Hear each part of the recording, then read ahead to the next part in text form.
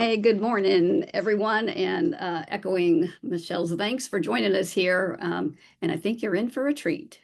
So I just wanted to give a little bit of background. So we are the Southeast Climate Adaptation Science Center, and the group of amazing interdisciplinary scholars you're going to hear from today are part of our global change. They are our global change research fellows for our 25-26 cohort.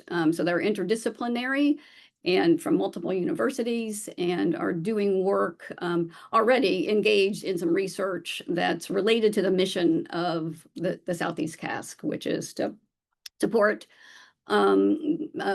making climate smart decisions about for research for managers of natural and cultural resources. So the students are with us for a year. They just started August 1, so this is they're kicking off their year with us, and as part of that, they again do their own research. They get some professional development training, and especially around team science and co-production principles with managers. And so they will also be working on some small team science projects over the course of the year, and we'll be implementing some public-facing global change seminars, one in the fall semester, one in the spring semester. So hope you can join for those. Check our newsletter and our website for notifications about that. So without further ado, I'm going to go ahead and introduce our first speaker today, Cory McKinstry, who comes to us from North Carolina State University. So kick it off, Cory.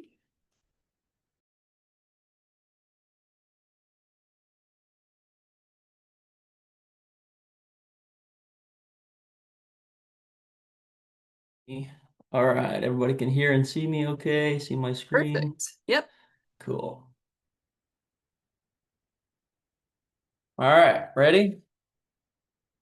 Here we go. So, humans, animals, and plant health is increasingly threatened by fungal pathogens, and socio-environmental changes can impact that threat. Globalization, for example, spreads these pathogens to new animals and plants that aren't evolved to dealing with them. And climate change can affect how frequent and how damaging infections are to the host, as well as just how things are evolving. And that's where these cuties come in. Snakes are a really good model to assess how things like globalization and climate change are impacting fungal pathogens. For starters, they have one called OO that infects wild snake populations around the world, but particularly in the eastern United States. And OO has dozens of hybridizing strains. Some of them have been in the US for a long time, some of them are pretty recent. And fungal pathogens are typically infecting organisms that have a suppressed immune system. And in snakes, this is really easy to examine because their immune system is temperature dependent. This is super rad because we get this interaction where both pathogen growth and host immunity exist in this temperature window in which they perform best. And this means that at some temperatures, the fungus is going to be outperforming the snakes, and at others, the snakes will be outperforming the fungus. And considering that each pathogen strain and each host population may be differentially warm or cold temperature adapted, you can imagine that these interactions can get pretty complex. So for my dissertation work, I'll be looking at two questions specifically. The first, how are OO strains distributed currently? And to tackle that one, I'm going to collect and collate data from snake populations around the eastern United States with the help of many collaborators, identifying what strains are present in various locations and what snakes those strains are infecting. And we suspect here that strains that are newer to this region will be worse for the snakes due to a lack of coevolutionary history. The second question I'll be looking at, how are these strains going to look in the future? To answer that one, we'll come back to the lab with several of the more common OO strains. We'll grow them at various temperatures and track growth rates. And we'll also experimentally infect snakes with different OO strains to see what temperatures they're using to attempt to clear those infections. And that's going to give us an idea of this complicated temperature curve, which we can then pair with information from our distribution surveys to map different locations and identify strains that are in need of focus management under current and future climate projections. So this work is incredibly important for snake conservation. We can predict places and snakes who are at the most risk for OO infection. And we can see what management options are available to us. For example, maybe creating refugia of a certain temperature is going to help snakes clear those infections in the wild. More than that, though, this work is going to be broadly beneficial across many different systems that are facing fungal pathogens in a changing climate, whether those are wildlife, plants, crops, livestock, or even humans. Thanks. Thank you, Cory. That was awesome. Yeah, great. So next up in this lightning presentations is Alexa Busby, also from NC State University. So take it away, Alexa.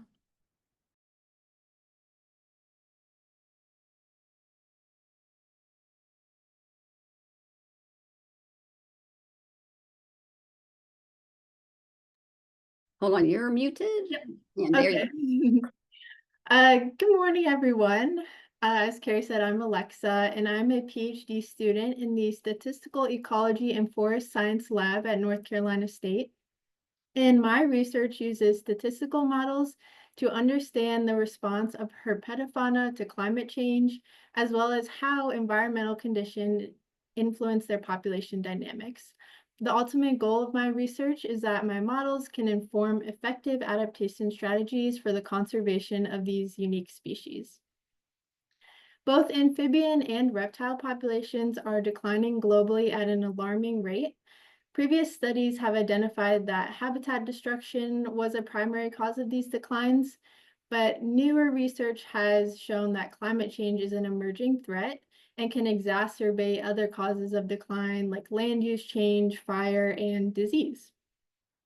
In the face of climate change, there's a need to better understand the local impacts of climate change and develop local adaptation strategies. My research addresses this need by examining herpetofauna communities in Duke Forest, which is a 7,000-acre managed research forest in central North Carolina. And the objectives of my study are to elucidate the impacts of climate change on herpetofauna communities and understand how environmental conditions influence herpetofauna populations in the forests of North Carolina. In order to do this, I am combining historical records of amphibian and reptile occurrence with present day data from citizen science monitoring and long-term climate measurements from the North Carolina Climate Office to visualize changes in herpetofauna biodiversity and how those relate to changes in climatic variables. And then we can also use this information to predict future changes in herpetofauna under future climate changes. To understand how environmental conditions influence herpetofauna populations in the North Forest of North Carolina, I measure variables at both the habitat and landscape level and use them to create advanced statistical models that can predict herpetofauna occupancy and abundance. And ultimately, these models can be used to develop adaptive forest management strategies to ensure the conservation of these important species. Thank you. That was great. Thanks, Alexa. Great timing too. Just a quick reminder, I see some of you have already found that Q&A box and appreciate comments, questions. Go ahead and throw those in there as we go along, and we'll be sure to come back to those. And so now demonstrating that we're not all about herps, I'm calling up Peizhe Li, also from NC State University. Can y'all see my screen clearly? Looks great. All right, cool. Hi, everyone. I'm Peizhe Li. I'm a first-year PhD student in the Department of Parks, Recreation, and Tourism Management at NC State. And this project was founded when I was a master's student at NC State to talk about, when do we let go of those historic structures that folks have lived there for generations that are so connected to them at Cape Lookout National Seashore. This is a 56-mile stretch of Barrier Island located off the North Carolina coast. And in this study, it was specifically focusing on Cape Lookout and Portsmouth villages. And within those historic villages, there are historic structures who are under severe climate stressors and impacts. For example, the jetty worker house #2 completely destroyed after Hurricane Florence, and its Portsmouth life-saving station had been inundated about 5 feet tall. Think about how high that is.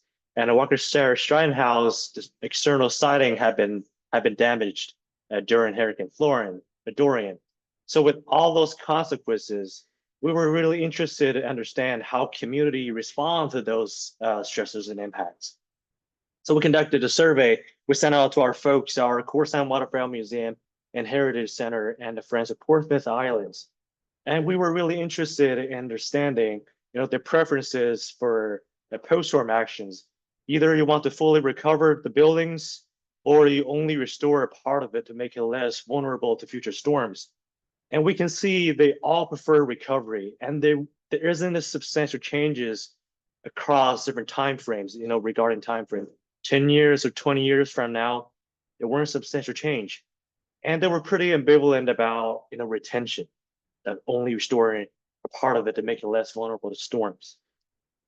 And with that, we further provided more descriptions about, when do you want to let the buildings go? When do you want to disinvest? And right after storm events, they all disagreed regarding the proportions of building being destroyed after storm. They want to salvage, whatever is left, and they want to keep investing those that are left on the landscape. And the second scenarios would be, the proportions of time you could access these both historic districts within a year. And we're seeing this transition, between 50 to 25% of the time they could access them. Sometimes the docks are damaged after storms, or the trails have been overwashed by those stressors. You cannot access them. And it is between 50 to 25% of the time that people become more acceptable to disinvest. And what about if you look into the futures? There are only a few buildings left. And we're seeing that between 50 to 25% of the time, they become more acceptable to disinvest if you look into the future.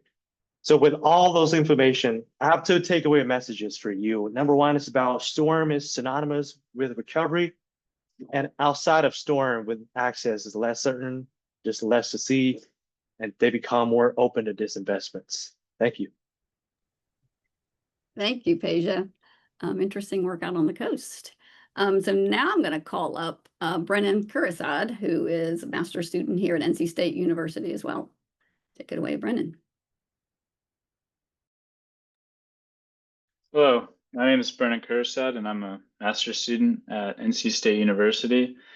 My research is focused on improving ways of recovering the aquatic insect biodiversity in restored streams by increasing suitable egg-laying habitat, so we can inform restoration practitioners and agencies like the North Carolina Department of Environmental Quality. So why is this important? Well, aquatic insects are used all across the US as indicator species for monitoring water quality. And one of the shortcomings of stream restoration is this lag of recovery of biodiversity. Here are two of the restored streams that we're working at that are located in Hillsborough, North Carolina. So a little bit of a background. To increase diversity, we need to understand the life history of these aquatic insects. And these adult females will land on emergent rocks and streams and crawl under and attach their egg masses to the underside of the rock, as shown in the Inculatum Pekarsky figure of the mayfly Baetis.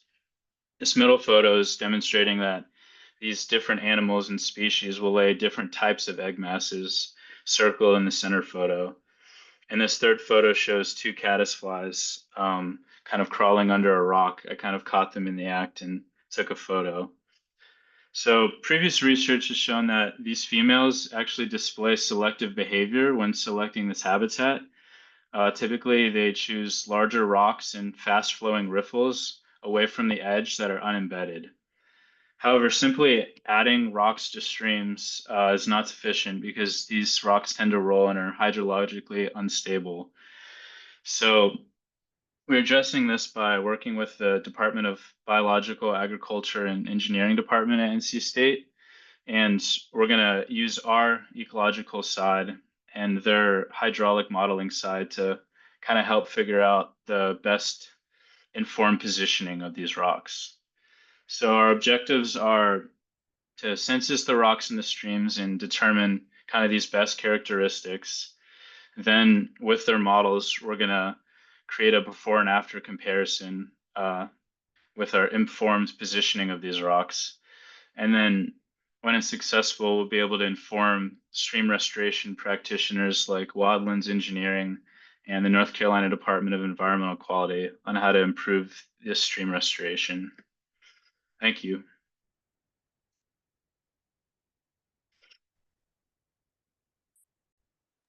That's great. Thanks. Thanks a lot, Brennan.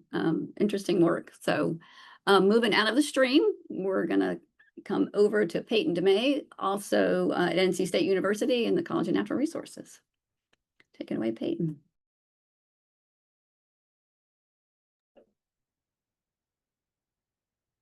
We're not. Sorry, I lost my mic and video there for a second.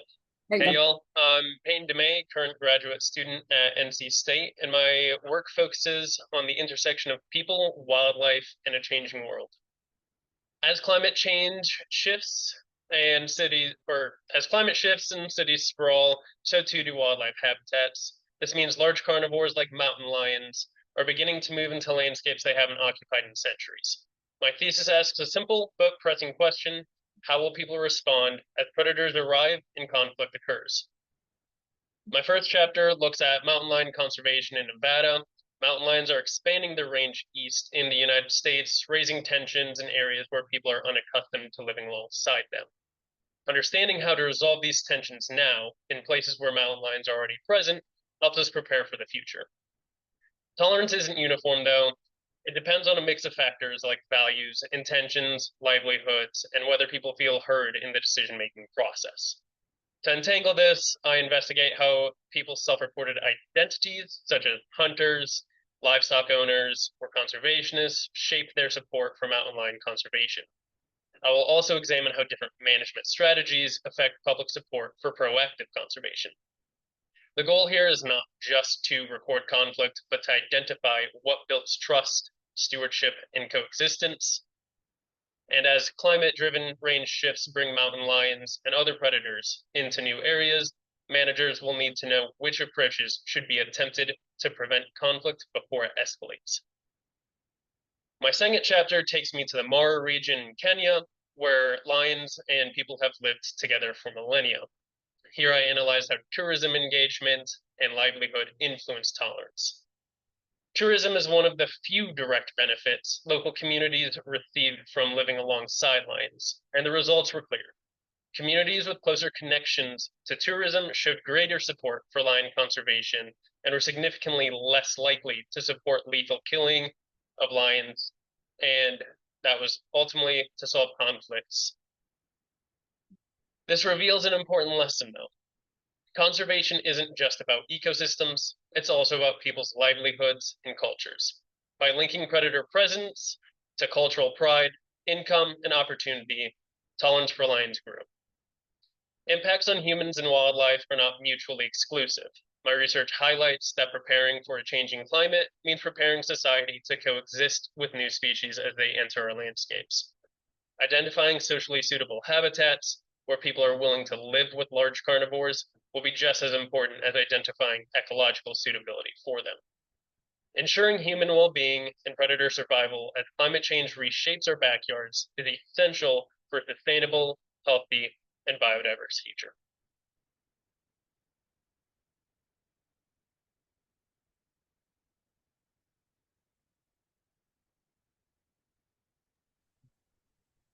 Great. Thanks, Payton. That was awesome. Yeah, next up, we are going to go to one of our students who is coming to us from our consortium institution, Auburn University, and we're going to the coast. Take it away. Hello. My name's Andrew Balder. I am a first-year PhD student, and today we'll be talking about coastal forested wetlands and how they might respond to climate change. So in particular, we're going to be talking about coastal forests and wetlands, and they are one of the most vulnerable ecosystems to climate change. They support a vast array of biodiversity, sustain millions of dollars in fisheries, and provide critical ecosystem services like storm protection and flood control. And the ecology of these forested wetlands is becoming more increasingly well studied over time. However, the functional role that these ecosystems play in the broader estuary system still remains an important knowledge gap. And as climate change intensifies, understanding these roles become more urgent. And coastal forests in particular are a critical transitional system between the alluvial floodplains and the broader estuary. And as tides push upriver, these wetlands are exposed to more salinization and change how they cycle, export nutrients. And due to their location, the export nutrients directly affect downstream water quality, estuarine productivity, and ultimately the health of any estuary. So as a part of my dissertation, I will address this knowledge gap by studying the biogeochemical cycling in the Apalachicola River floodplain, as shown here on the right. And I have two main objectives. One is to quantify how carbon, nitrogen, and phosphorus, as well as their ratios to one another, change along the tidal gradient and seasons in Apalachicola River. And ultimately determine whether nitrogen fixation by a common tidal shrub, wax myrtle, enhances nutrient availability and alters soil biogeochemistry in more tidally influenced areas compared to wax myrtle absent locations. So to test these ideas, I'm using an ISCO automated sampler deployed across tidal zones in all 4 seasons. So it's a picture on the bottom middle. And I will be doing this in 2-week intervals in both areas with wax myrtle present as well as areas where it's not located. And these samplers will collect water over an entire cycle, allowing me to measure nutrients such as nitrate and nitrite, ammonium, dissolved oxygen, carbon, alongside salinity and other water chemical properties. And ultimately, this work highlights how tidal forests sustain the resilience and productivity in the Apalachicola River system and face the climate change. And by filling this knowledge gap, my research will not only improve our understanding of nutrients and how they are cycled and exported, but also inform conservation and management strategies. Thank you. That's great. Thank you, Andrew. Yeah, you guys are killing the timestamps here. Nice way to go. So next up, we're going to move a little further inland, and we're going to hear from Alyssa Tomb, who is from the University of Arkansas at Monticello, another of our consortium institutions. So take it away, Alyssa. Yeah, hi everyone. As Carrie said, my name is Alyssa Tomb. I'm a second-year master's student at the University of Arkansas at Monticello, and I'm going to be talking to you today about winter habitat suitability and bottomland hardwood forest use by mid-continent mallards in Arkansas. Oh my gosh, my slide's not moving. Okay, I got it. So just a tiny bit of background. The lower Mississippi alluvial valley is this large set of floodplains in the southern United States, and they were historically comprised of over 20 million acres of bottomland hardwood forest. And these bottomland hardwood forests provided a lot of ecosystem services like water storage, carbon sequestration, nutrient filtration, etc. And one of these important ecosystem services they provided was wildlife habitat, especially for wintering waterfowl. So mallards used bottomland hardwood forest for foraging, protection from aerial predators, thermoregulation, etc. But unfortunately, throughout the 20th century, 75% of bottomland hardwood forests were converted into agriculture. Since the importance of bottomland hardwood forests had been realized, there was a lot of restoration initiatives put in place, but there hasn't been a lot of research into how these restoration initiatives are impacting mallard habitat. So that's what my thesis is looking into. I am going to be modeling the effects of scaled-up bottomland hardwood forest restoration on the habitat suitability of wintering mallards in Arkansas. To do this, we have to catch mallards, and we have to put these backpack transmitters on them that are super cool, and they provide us a lot of data pretty much daily. So they provide daily GPS locations for us from these mallards. And we're lucky enough to have data all the way back to 2019 with over 500 transmitters deployed in the last 6 years. So this map that you see in the middle is all of our data points from November to February from 2019 until 2025. So there's well over 100,000 data points there to be used in my model. And then I'm going to be using a modeling technique called MAXENT, or maximum entropy distribution modeling, which takes these presence points that we get from the transmitters and overlays them on the habitat covariates that I select, and determines the habitat suitability from these data points and the habitat covariates. So the map on the right is showing current mallard habitat suitability from 2019 to 2025 in the winter. This is using all of the 100,000 data points that we collected and 11 habitat covariates ranging from bottomland hardwood forest in a 30-kilometer radius to distance to open water to that kind of stuff. The redder colors that you see there are areas of higher suitability, while the blue is areas of lower suitability. The performance of this model is evaluated through the area under the receiver operator curve, which for this model is 0.791, and we want that to be as close to 1 as possible, so that's pretty good right now. The implications of this model specifically that we've created is that it can be used to ID areas that are priority for restoration. So we want to make these blue areas up in the northern part of the LMAV into more red areas. So that means reforesting bottomland hardwood forests. So the next step of my thesis is going to be changing these pixels to bottomland hardwood forest and looking how that changes the habitat suitability for mallards. Thank you. Nice. Great. Thanks, Alyssa. Interesting work. Yeah, so next up, I'm going to invite Sarah Grace Lott to the stage. Sarah Grace is a student at North Carolina State University. So tell us about your work. Hello, everyone. My name is Sarah Grace. I'm a master's student in civil construction environmental engineering at NC State. I study flooding from storms using numerical modeling in coastal North Carolina. On the Outer Banks of North Carolina, the islands are so narrow in some places, you can stand on the main road and see the sound on one side and the ocean on the other. That narrowness makes the barrier islands unique and beautiful, but it also leaves them especially vulnerable to flooding during storms. Naturally, barrier islands work as shields to slow down waves and storm-driven flooding so the mainland experiences less damage. But today, barrier islands are densely populated and major tourist destinations. That means when a storm comes, it's not just dunes and wetlands at risk, it's businesses, roads, and homes. When an island floods, communities are on the front line, where they experience extreme flooding not just from the ocean, but also from the sound behind them, and have millions of dollars of damage to infrastructure and personal property. Most communities respond with short-term solutions like widening the beach and building the dunes higher, but with rising sea level and stronger hurricanes, these fixes are eroded with every storm. Communities must start planning with long-term strategies. Instead of adding sand to the beach, what other adaptations might reduce flooding? Maybe levees, which block water, or letting sections of the barrier island return to natural processes. The Rodanthe Bridge pictured here is one example. It reroutes traffic around a vulnerable section of the barrier island and lets that section respond naturally to storms. When the island is left unmanaged, dunes can move and potentially breach to form an inlet. Inlets may seem destructive, but they can be natural adaptations to flooding because they can reduce flood depth and shorten flood duration by creating a path for water to leave a flooded area toward the ocean or sound. Communities on the Outer Banks now want to see more bridges as an adaptation at other vulnerable sections of the islands.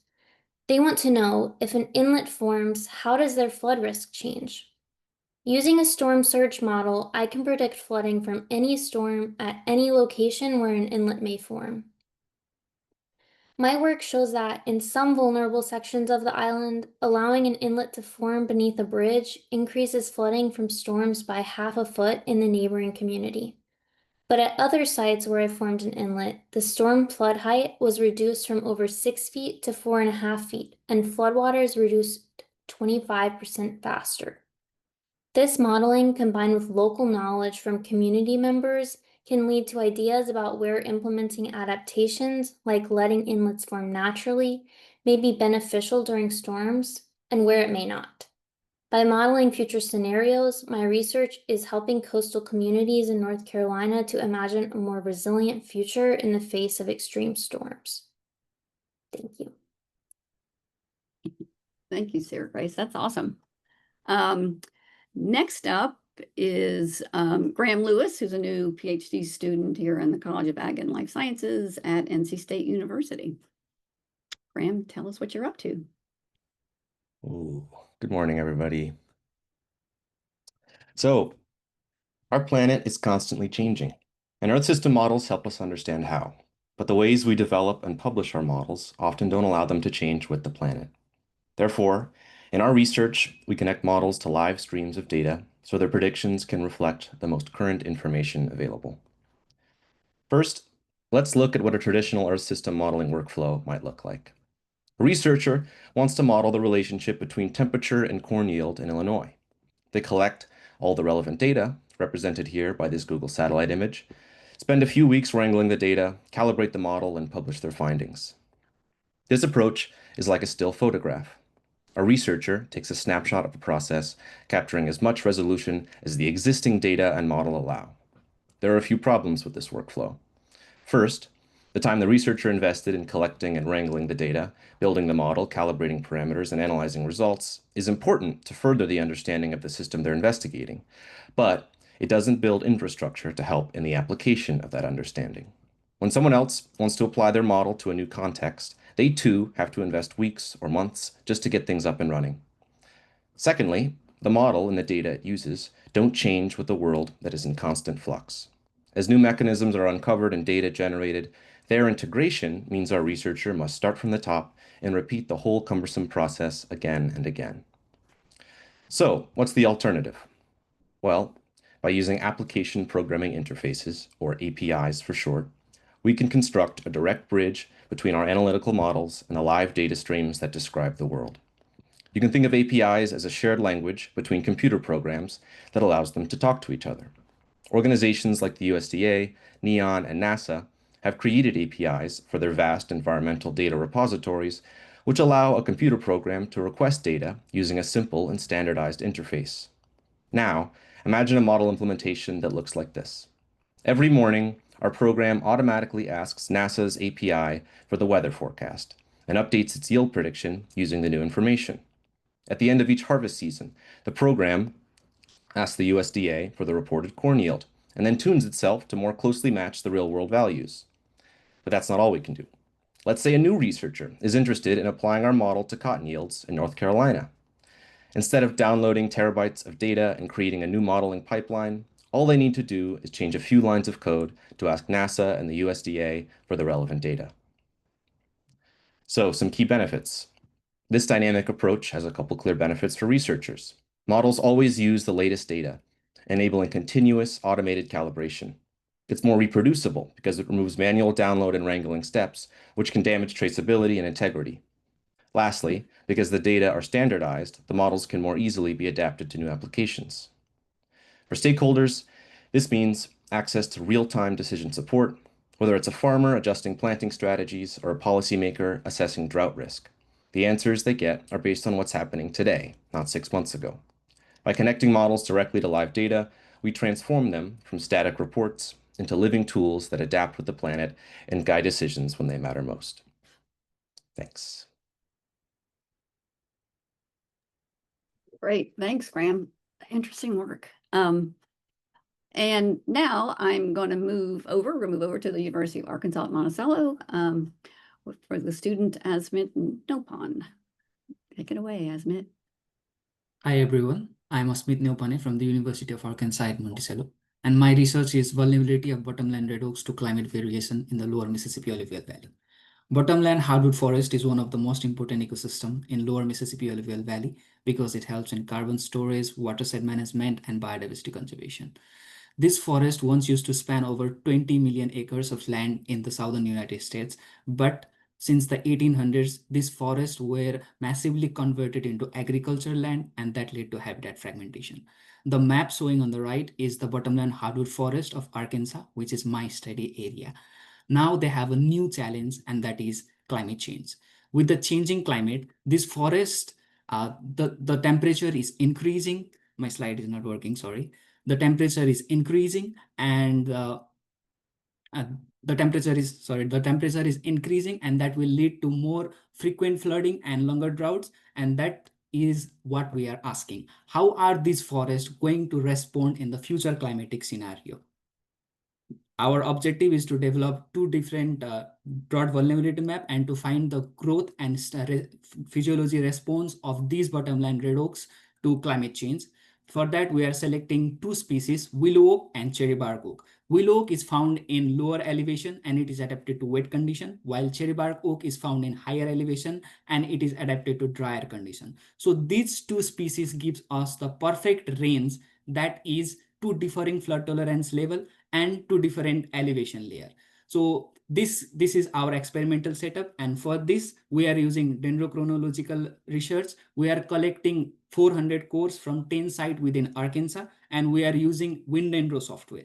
WinDendro is a specialized software that helps us to identify the tree rings, and these rings will be reconstructed for the whole tree growth. And we are also collecting climate data. We are using temperature, precipitation, and evapotranspiration indices to find out one specific driest year and one specific wettest year. So what we will do is we will separate the driest and wettest year growth from our cores, and we will use that core for the stable carbon isotopic analysis.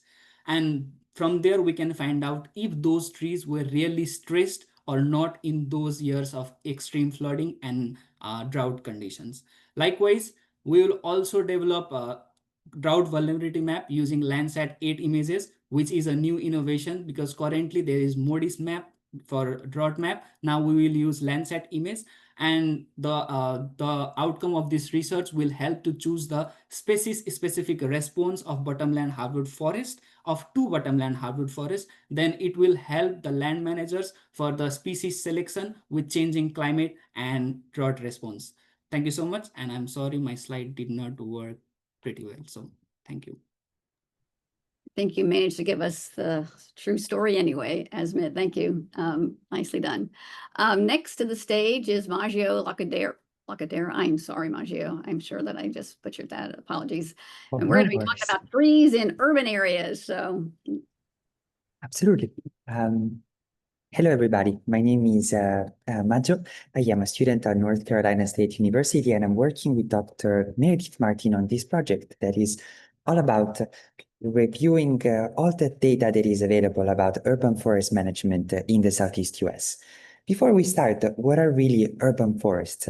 We can consider an urban forest to be composed of all the managed vegetation in a city. So we are talking about parks, street trees, urban gardens, and we like urban forests a lot because they provide ecosystem services. They provide space for recreation, socialization. They help us with urban heat, stormwater runoff. However, like most other natural systems in cities, they are being put under threat of a number of phenomena, from sprawling to growing urbanization to climate change. So what we want to do is trying to see what urban forests will look like in the region in the next 50 years, given certain environmental change scenarios. So what we did here was three important methodological passages. The first one was reviewing information about urban forestry management for all the cities with more than 50,000 residents in the Southeast. That's 160 cities. And we collected information about socioeconomics, ecological characteristics of the cities and the region, and the ecological features of the trees that are present in these cities. After that, we got in touch with the cities directly, sending urban forest manager a survey that investigated their urban forestry practices, costs, and challenges. And sometimes we were even able to conduct individual semi-structured interviews. And last but not least, we decided to investigate urban forest changes on the ground, conducting a case study in Durham, North Carolina, looking at the health and location of all the public trees that were planted by the municipal administration in the past 5 years, with the help of national level NGO Keep America Beautiful and some very excellent volunteers. So we have three main findings. The first one is that formal urban forestry made a relatively recent entry in the region. 46% of those 160 cities do not even have a formal urban forestry program in place. It means that they do not know how many trees there are in their cities and what ecosystem services they provide. On the other hand, those programs that exist are very new. About 80% of them were established after 2015. That's within the past 10 years. And this is the city of Cary, North Carolina, that just started their program a few days ago. Another important finding is that non-governmental actors are very important in urban forestry in the region. University campuses tend to be the initiators of urban forestry practices in many states. Some of you may recognize Gainesville, Florida, which is where the University of Florida is. That's the case for that state, at least. And non-governmental organizations tend to be very important in this field as well. Sometimes they run single-handedly urban forestry programs across entire cities. But more importantly, our last finding is that southeastern urban forest may not be ready for climate change for three important reasons. The first one is biodiversity. These are the 7 genera that are dominant across 9 different states, a big chunk of the United States. And it's incredible that across these very different ecological regions, we will have practically 7 groups of species only. Also, more urban trees are lost every year than they are gained, meaning that urban forests on average are shrinking. And finally, planting trees where trees are being planted is not the same as managing them.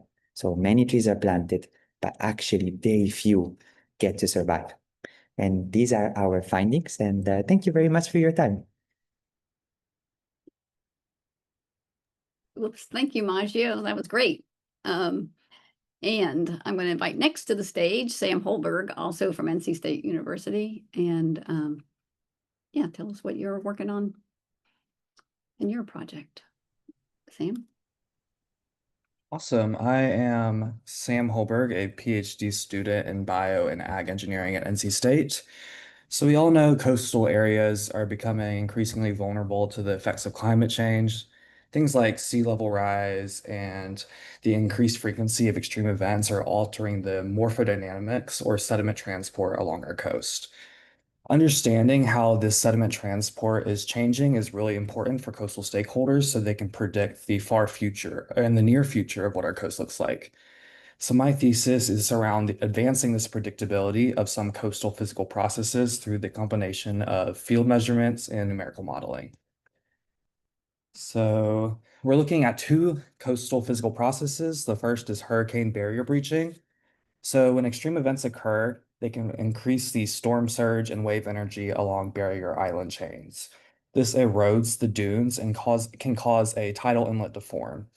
Understanding how these tidal inlets are formed and how they change over time is really important for coastal stakeholders, as tidal inlets can be sources and sinks of sediment transport. We are currently looking at 2 sites along the western coast of Florida. Another coastal process we're trying to understand is the oyster farm shoreline interaction. So oyster farms are located all along the southeast coast and have unique properties where they float at the top of the water column and can dissipate wave energy and add cohesive sediment to the water column. We're trying to understand how these oyster farms can be leveraged as shoreline stabilization tools, since they're sustainable and an economical incentive for coastal communities. To do this, we're taking a lot of field measurements around both these sites, the first being with a River Pro ADCP, or an acoustic Doppler current profiler. This ADCP gives us hydrodynamic information such as water depth, water velocity, and water direction. We are also looking at the jet erosion test, which is a in situ sediment characterization test that can give us parameters like critical shear stress and erosivity coefficients, basically telling us the ability that the sediment has to move. Finally, we are looking at sediment sampling, which can give us information such as sediment size, organic material content, cohesive sediment content, and even shell content. We are then using these field measurements to build numerical representations, oftentimes simplified for our advanced coastal processes. We then take these simplified models and compare them back to our field measurements to make sure the simplified versions are giving us the accuracy and detail that we're measuring in the field. We then can share these numerical representation techniques to coastal stakeholders so they can improve their hydromorphodynamic predictions and be able to understand the long-term effects on their coastal process or coastal areas. Thank you. Great, thanks, Sam. Interesting work, obviously relevant to those folks on the coast, so thank you. Next up is another student from NC State University in the College of Design, Cornelius. Tell us what you're about. Here we go. Can see your slides, but can't see you. Or hear you. Yeah. Hi, everyone. So my name is Cornelius Ojo. I'm a PhD student at the College of Design, NC State University. So my research is positioned at the intersection of disaster resilience, disaster policy, disaster planning and design, and community health. So a little background. Every year, billions of taxpayer dollars are spent rebuilding after disasters, but we don't know if that money makes communities safer until the next hurricane hits. So, and by then it's too late to fix mistakes. So that means wasted billions and what's more lives lost. So is there a way to test whether we are rebuilding well before another storm? Yes, and that is what I'm doing. So consider this analogy. So at the top left, so let's say that is Tony. So he started mechanical engineering at NC State. The goal is that when he graduates, he's ready to practice. So along the way, he will learn how to become an engineer. Classes and other experiences while in school will shape the kind of engineer he becomes. So in whatever way, if Tommy comes out to be a fine engineer, it will be a thumbs up to the NCSU education system because of what he has learned, right? So otherwise, if Tony turns out to be a bad engineer and there are more people like Tony who are as bad as Tony, it may be a time to redesign the system that produces engineer. So now imagine that Tony were a city like Wilmington, down left, you can see. So Wilmington is prone to hurricanes. Each storm tests whether the city has been planned and rebuilt well. So the storm also does something else. It gives the government a chance to learn about unresolved issues in the community, with the hope that the next hurricane won't be able to capitalize on these issues. Why? Because disasters are like social ruptures. They tend to expose underlying issues in communities. So what, you know what, sometimes the government just do the things that take the pressure off. So why the real issues still persist? But we can never know until another hurricane strikes again. But what if we could find out whether these issues still persist before another hurricane hit? This is essentially what I'm doing. My work is centered on the fact that we are concerned about Wilmington because people live there, and whatever happens, we affect them either directly or indirectly. So if we say that we have learned some lessons from previous hurricanes about the issues in Wilmington, then it should be that when we were rebuilding, we factored in those lessons to not make the same mistakes again. So let us find out from the people living in that environment to tell us the experience of living in Wilmington and whether some of the social issues that turn hurricanes to disasters still exist today. So if they do, we can know that we are either not been learning well or not learning at all, and begin to look for ways to address the problems without waiting for another hurricane, so that the pressure that may accompany the next hurricane does not force us into panic spending billions of taxpayers' money on solutions that may not work effectively. So in short, my work helps us build resiliently and smarter and wiser. And most importantly, it helps us save more lives. Thank you very much. That's great. Thanks, Cornelius. And we are going to queue up our last presentation here from Daniel Rhodes from the University of Florida, one of our consortium institutions as well. So Daniel, go ahead. Good morning, everybody. My name is Daniel Rhodes, and I am a master's student studying entomology here at the University of Florida's main campus in Gainesville, where I'm working with Dr. Adam Dale and his urban landscape entomology lab, looking at neighborhood context with urban tree health.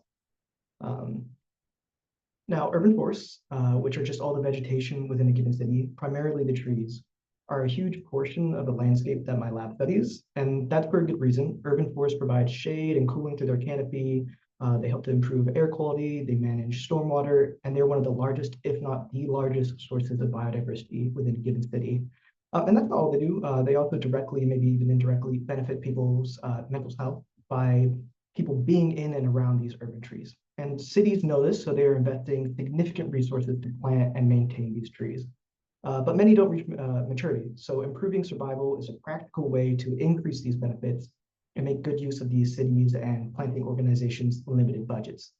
However, it's not that simple. It's pretty well known that trees planted in poor growing conditions are generally more stressed, and most of the trees planted in cities are planted in poor growing conditions. And the more stressed a tree is, the more likely it is to have a pest outbreak, and the more severe that pest outbreak is going to be. However, what's less studied is how the more human and socioeconomic factors play a role in the system of tree stress. For instance, how does unequal access, historical underinvestment, or in the case of my research, economic distress, play a role in tree stress and therefore pest outbreaks and the wildlife conservation value of these urban forests? So what I am looking at in my project is how neighborhood economic conditions and local landscape features relate to pest pressure and tree condition across the city of Atlanta. In other words, beyond species choice, what characteristics of a place help explain why some planted trees perform better than others? And in order to do this, I sampled 120 trees across 5 different species: red maples, tulip poplars, white oaks, crepe myrtles, and sweet bay magnolias. And I'm hoping to capture social context, and I'm doing this using stratified sites placed on the Distressed Communities Index, or DCI, where half of my trees are being looked at in the most economically distressed neighborhoods, whereas the other half are being looked at in the more economically prosperous neighborhoods. Around each tree, I'm quantifying local conditions like impervious surface, temperature, the canopy context. I'm looking at their health and their condition. I've also performed a broad arthropod survey. I'm hoping to use a hierarchical model to separate the contributions of species, neighborhood distress, and local landscape values while also testing for their interactions. And the goal of this, or at least the expected outcomes are, I'm hoping for a place-based guidance where I can determine which species are better suited to a particular site and its conditions, and where follow-up care is most needed or critical. As well as I'm hoping to align planting with neighborhood context and improve equity in these trees and their survival.